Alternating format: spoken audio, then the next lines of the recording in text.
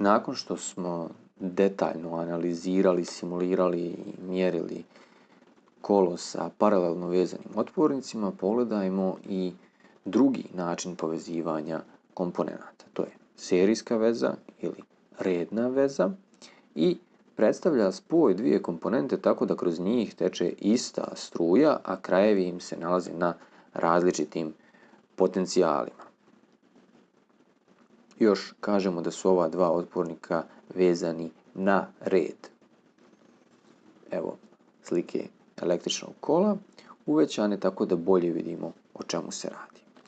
Naponski izvor nam je poznat, ima pozitivan i negativan kraj i sada već možemo da koristimo prethodno stečena znanja i iskustva pa da odmah zaključimo da je ovaj kraj otpornika R1 spojen na pozitivan kraj naponskog izvora, a ovaj kraj otpornika R2 spojen na negativan kraj naponskog izvora. Kao i u svakom drugom električnom kolu i kroz ovo struja teče od pozitivnog kraja naponskog izvora kroz potrošač ka negativnom kraju naponskog izvora i vidimo sada da ovdje zaista postoji samo jedna struja I. S obzirom da imamo plus otpornika R1 i minus otpornika R2, treba da druge krajeve označimo na odgovarajući način, tako ćemo dobiti minus kod R1 i plus kod R2. Da bismo izračunali struju I, jedinu koja teče kroz ovo električno kolo, osim poznavanja ovog zakona, neophodno nam je i malo intuicije.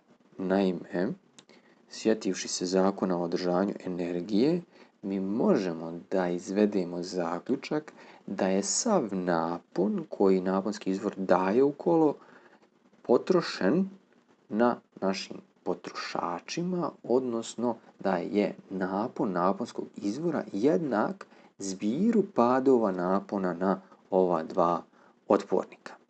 Pa to možemo da zapišemo kao V1 jednako R1 I plus R2 I. Izdvojivši zajednički član I, jednačinu možemo preoblikovati ovako i sada je struju I vrlo lako izračunati, budući da je zbir ovih otpornosti 1000 plus 3000 jednako 4000, kad 9 podijelimo sa 4000 dobijemo struju koja je 2,25 mA.